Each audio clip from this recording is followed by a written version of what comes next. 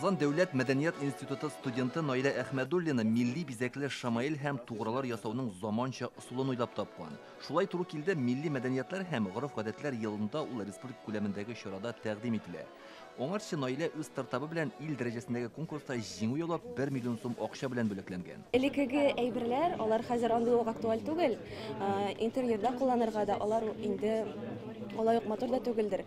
Шуңа күрә без заманлаштырып, матур итеп, аларны кешеләргә тәкъдим итәбез. Яшьләрнең төрле проектлары белән Рөстәм Миңнеханов та танышты. Бу Казан дәүләт энергетика университеты студентлары хезмәте. Разряжение и зарядка, да, у нас тоже батарея.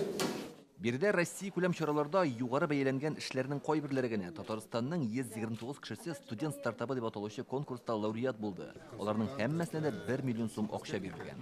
Менә әлеге җайланманы Казанның аграр университетында уйлап тапканнар. Аның эшчәнлеге бик гади. Менә шу сыердан аңлашылганча, зур мегафермаларда терлекләр алдына салынган азык-төлек әрәм булмасын өчен ул аларны менә шулай махсус хәрәкәтләр белән якынгарак китереп тора. Бу берничә кешенең эшен алыштыра дигән сүз. Белгечләр әйтүенчә, сыерлар аннан һич кенә дә курыкмый, чөнки ул бернинди тавышсыз эшли. Андый әйберләр Франциядән сатып алына, 10 миллионнан, безнең бу эш 5 миллионга хәтле экономия ясарга, ярты бәягә шундый ук әйберне ясап куярга була. Рөстәм Миңнеханов билгеләп үткәнчә, хәзер Россия галимнәре җиң сызганып үзебезнең алдынгы проектларны булдыру юнәлешендә эшләргә тиеш. Бу ил күләмендә куелган максат.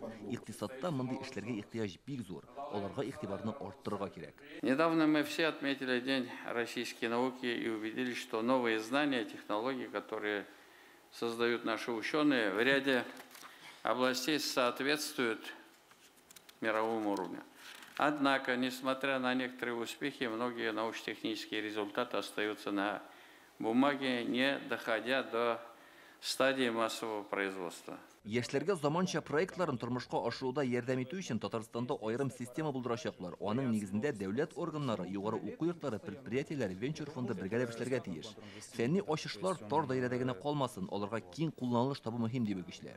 Үзләре тәкъдим иткәч, алар үзләре ярдәм итә, шуның өчен аның чыгышы, нәтиҗәсе зурак булыр дип уйлыйбыз. Ягъни студентка нәрсә дип уйлап торасыз, конкрет заказ буенча эшли. Дөрестән дә дөрес әйтәсез. Анда элек нәрсәләр уйлап табалар уку йортында, анда тормышка оештыра башлыйлар, ал берсенә кирәк түгел. Анда инде я үлем хәлендә калырга кирәк, я банкрот булырга кирәк, я нәрсәләр кирәк. Бу көндә әзрәк бу бөтен эш икенче төрлерәк башланды. Кайбер югары уку йортларында уйлап табылган проектлар белән инде хәзердән үк кызыксыну зур.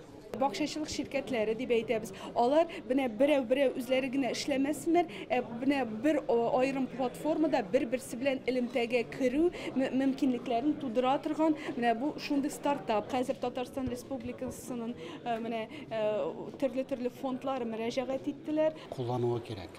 Менә иң зур вопрос шунда инде. Тик ятмасын. Да, тик ятмасын.